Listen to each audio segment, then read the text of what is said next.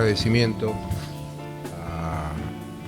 a Voces por haberme dado un lugar también junto a otros autores para poder tratar el tema de las problemáticas urbanas, la ciudad de los otros, como está planteado en la convocatoria de este panel.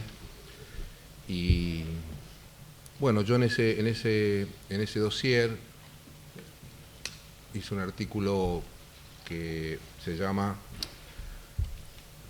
Violencia urbana y urbanización de la violencia. Viñas decía que además de que todos los intelectuales, además de tratar de entender, lo más importante es saber preguntar. Y en realidad, cuando miramos un poco lo que podría ser la ciudad de Buenos Aires, y cuando hablo de ciudad de Buenos Aires hablo de una imagen interescalar que no es solamente la ciudad, sino es el área metropolitana, surge en el plano de las políticas urbanas un conjunto de preguntas que parecen muy obvias, pero que generalmente aquellos que tendrían capacidad de incidir, de transmitir y de proceder a modificarlas o dar respuesta, no se las hacen. Por ejemplo, aquí se hablaba de que, bueno, estamos perdiendo la ciudad. Perdiendo la ciudad también es perder su patrimonio, es perder su historia, es perder las formas en que se fueron tejiendo los vínculos sociales, los conflictos que se fueron resolviendo, etc. Pero perder la ciudad también es transformarla en metrópoli. Buenos Aires es una de las 30, 20 principales metrópolis del mundo, principales en cuanto a dimensión y en cuanto a densidad, lo cual no es un hecho positivo, todo lo contrario. Creo yo que justamente una de las características que ha hecho que Buenos Aires deje de ser ciudad es esta extensión de los 100 kilómetros de una punta a la otra del área metropolitana, una ciudad que ha perdido límites, la gente no sabe dónde empieza ni dónde termina Buenos Aires, una ciudad que se ha vuelto inasible, que no es reconocible, y entonces no es apropiable en el mejor sentido del término, no comercial ni como mercado, sino apropiable como parte de un colectivo social que es el productor y el constructor de la ciudad, ¿sí? Entonces, cuando ese fenómeno se da, un conjunto, una sinergia de hechos que se producen y que nos la transforman en una vida hostil, en una vida, digamos, que consideramos negativa y que en muchos casos estamos a la búsqueda de escaparnos de ese medio, digamos, de ese enojo que nos genera la ciudad, están relacionados con fenómenos de violencia. Ustedes saben que Argentina es un país que está entre los 10 más urbanizados del mundo, ¿sí? Supera el 90% de urbanización. Es una cosa muy especial por dos razones. Primero, porque somos un país que básicamente genera productos agropecuarios y vive de la generación de esos productos agropecuarios. A diferencia de otros países muy urbanizados, como puede ser Japón, que tiene una tasa de urbanización muy parecida a la nuestra, pero que obviamente tiene un territorio muy pequeño. La segunda cuestión es que esa urbanización no es homogénea, ¿sí? En el AMBA vive el 35% de la población del país. Y eso es único en el mundo. Ni siquiera San Pablo tiene ese promedio, a pesar de que junto con la Ciudad de México es una de las ciudades con mayor cantidad de habitantes de América Latina y una de las 10 más importantes en ese volumen en el mundo. Pero el caso de un nivel de densidad y de desarrollo de Buenos Aires en relación al conjunto de la población que vive es excepcional. Y eso genera un conjunto de hechos negativos, fragmentación, segregación, problemas de carácter ecológico, ambiental, socioambientales tremendos, ¿sí? De muy difícil solución. Es decir, todos los que estamos acá y muchos otros que trabajan sobre estos temas podemos coincidir en los diagnósticos. El punto es cuando nos planteamos qué hacer con la metrópoli, qué hacer con Buenos Aires. ¿Seguir sosteniendo un proyecto de una ciudad que tiene 15 millones de habitantes? Una ciudad que para movilizarse de un punto al otro lleva 2 o 3 horas de viaje, donde el costo social del trabajo, ¿sí?, no está incorporado en el transporte y el tiempo que pierde un trabajador que tiene que, en muchos casos, perder más tiempo viajando que lo que trabaja. ¿sí? Con comunidades totalmente aisladas porque no se pueden desplazar.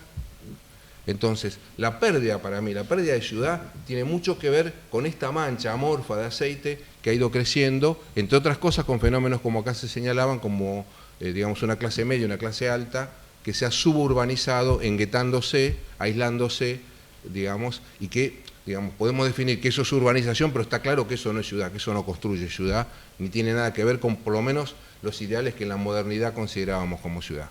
Ahora bien, si nosotros decimos que el 90 o más del 90% de la población de nuestro país es urbana, ¿qué sentido tiene poner el adjetivo de violencia urbana? Porque podríamos decir que toda la violencia es urbana, porque salvo casos muy particulares, todo lo que nosotros registramos como hechos violentos se dan básicamente en ciudades en distintas escalas, pero básicamente los índices más importantes se dan en las principales ciudades. En la ciudad de Buenos Aires, podemos hablar en Rosario, podemos hablar de Córdoba, etcétera, etcétera. Bien, yo me refiero en todo caso a la urbanización de la violencia, porque sí ahí hay una diferencia. ¿Sí?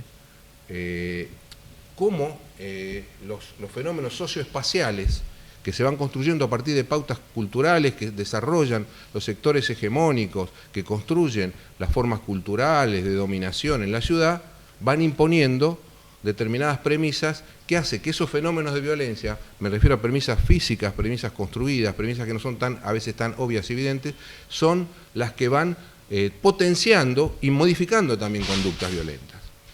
¿A qué me refiero? Digamos, en general, cuando uno habla de violencia se refiere a dos elementos. Los movimientos sociales, la izquierda, los partidos políticos, hacen hincapié en la violencia de carácter estructural, la violencia de carácter estatal, ¿sí? El gatillo fácil, la represión digamos, la criminalización de la pobreza, la protesta social, etc. Por otro lado, los sectores de derecha, digamos, que hegemonizan el Estado, lo que aplican es la lógica de la represión, el control social, la necesidad de terminar con la delincuencia criminal, etc. En una gran parte de la sociedad, esta idea de que la violencia principal es la violencia criminal está instalada. En función de eso se crea una triada que condiciona gran parte de las actividades y de los modos de vivir la ciudad, que es violencia, miedo e inseguridad. Si bien la violencia es un hecho físico concreto, que desaparece en el momento que termina el hecho, la sensación de miedo perdura y la percepción de vivir en un mundo inseguro se mantiene. Esto ha generado, en un periodo muy corto de la vida nuestra, de nuestra generación, casi en una o dos generaciones, cambios radicales en la forma de construir ciudad. Construir, de establecer nuestros lazos sociales, de la socialidad, inclusive en el pensamiento político. En un debate con algunos amigos que están vinculados a la práctica política, yo les decía, utilizando la imagen de Lucas, de la ontología del ser social, ¿no? ¿Cuál es la ontología del ser urbano? ¿Cómo nosotros podemos pensar hoy una práctica política si no entendemos el comportamiento, los cambios que se ha producido en el comportamiento de los sujetos políticos que viven en las ciudades? Esta sensación de vivir en permanente amenaza, una sensación que nos lleva a encerrarnos, ¿sí? en una vida que se ha vuelto muy doméstica, se ha vuelto delivery, para definirlo de alguna manera, donde no queremos salir al teatro, no queremos ir al restaurante, ¿no? Porque todo está en casa y a su vez todos los mecanismos de comunicación, la televisión, ¿no? Internet, etcétera, nos permiten ese encierro, ha ido lacerando, ha ido corroyendo las formas de convivencia social.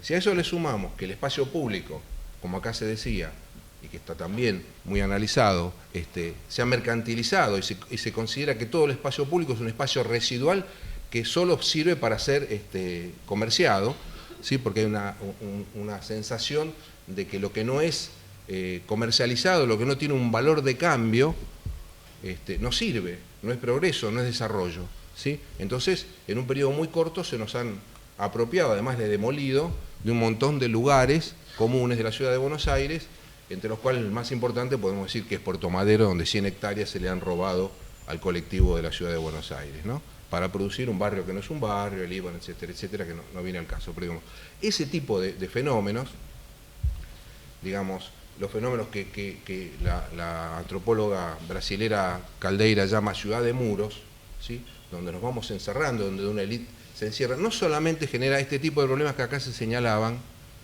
como el problema de las inundaciones, que son muy graves, el problema de la pérdida de tierra fértil, etcétera, sino que genera conductas profundamente reaccionarias, antisociales. ¿Sí? En la búsqueda de una homogeneidad asfixiante, la gente se encierra y empieza a ver todo lo que está detrás de esa pared como enemigo, ¿sí? Como hostil, como alguien que puede amenazar su seguridad y sus bienes y su propiedad, inclusive su vida. Y se llena de mecanismos de defensa. Es decir, es una respuesta defensiva, ¿no? Es decir, seguridad privada, alarmas, dobles puertas con triple cerrojo, blindadas, ¿sí? Pero además eso no es solamente una estructura, sino que eso después se traslada a las formas en que nos relacionamos con la gente, ¿sí? Uno está en la calle y cuando uno prende la alarma del auto, ¿sí? Está pensando que hay alguien que nos puede robar el auto, ¿sí? Cuando uno camina lentamente y escucha a alguien que camina atrás, dice, a ver, tengo que reconocerlo, a ver quién es, si no es un enemigo, si no es peligroso, ¿sí? Cuando... Silvio. Ya termino. Un minuto, gracias. Cuando yo saco a mis hijos de la calle, les estoy cambiando la forma de vivir y de percibir el mundo. Les estoy quitando la posibilidad de experimentar la vida, ¿sí? Los estoy adaptando al mundo de los adultos, a un mundo que además siempre se considera cada vez más amenazado, ¿sí?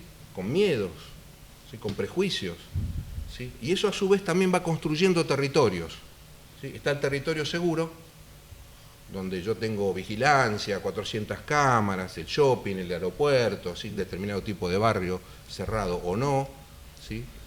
Y los barrios inseguros. ¿Quién vive en esos barrios inseguros? El otro, ¿sí? Aquel que no tiene control, aquel, digamos, casi salvaje, aquel que es un visitante, digamos, porque ni siquiera es ciudadano, es un visitante, digamos, al cual habría que excluir de esta ciudad que queremos limpiar, con protocolos y con un montón de otras cosas, ¿sí? Entonces, esa conflictividad que se agudiza a partir de una materialidad de la forma de construir la ciudad, que además, como se ha establecido, y con esto termino, digamos, en varios ensayos ya y está asumido, digamos, esta idea de sacrificar libertad por seguridad. ¿Sí? No me importa estar controlado. Es más, me pongo contento cuando entro en un lugar y me dicen, lo estamos filmando, ¿sí? Quiero ser controlado, quiero pasar por un aeropuerto y pasar por 48 escáneres humillantes, ¿sí? Y acepto eso, ¿sí? Acepto la violación de mi individualidad absoluta, ¿no? Con tal de tener más seguridad, ¿sí? Entonces, acepto que en internet sepan dónde estoy, digamos que en la SUBE sepan por dónde me muevo, ¿sí? Porque todo eso me da seguridad. ¿Seguridad para quién? Para aquellos sectores hegemónicos que controlan las formas culturales, políticas y económicas de dominar la sociedad. Entonces, termino. Me parece que uno de los temas que no están en el debate, ni político ni social, es la relación entre ciudad y violencia, entre violencia y ciudad, ¿sí? Y yo creo que eso, digamos, no habría que naturalizarlo. Empecé hablando de Viñas, termino entonces con Bertolt Brecht, que él decía, en una sociedad... por más deshumanizada que nos parezca, por más brutal que nos parezca, por más injusta que nos parezca, lo peor es naturalizar eso. Porque si lo naturalizamos nunca vamos a pensar que se puede cambiar. Gracias. Gracias, Silvio.